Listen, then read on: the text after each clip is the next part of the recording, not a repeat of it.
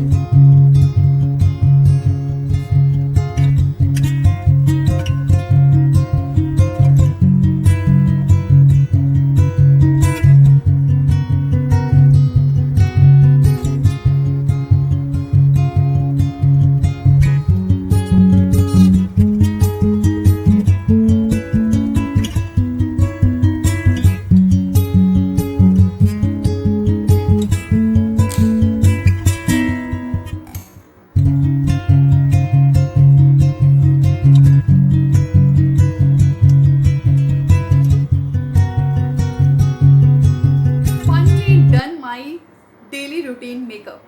तो आपने देखा कि मैंने अपने डेली रूटीन मेकअप में क्या क्या चीज़ें यूज़ करती हूँ और कैसे यूज़ करती हूँ। तो बेसिकली बहुत ज़्यादा चीज़ें यूज़ नहीं करी हैं। बेस यूज़ किया है, मस्कारा यूज़ किया है, नॉर्मल न्यूड लिपस्टिक यूज़ करी है और हल्की सी चिक्स को शाइन करने के लिए एक मैटी चिक्स ब्लश यूज़ किया है और इसके साथ साथ आईब्रोज़ को हाईलाइट किया है। इसके अलावा मैंने कुछ भी नहीं किया है। तो ये था मेरा सिंपल सा डेली रूटीन मेकअप।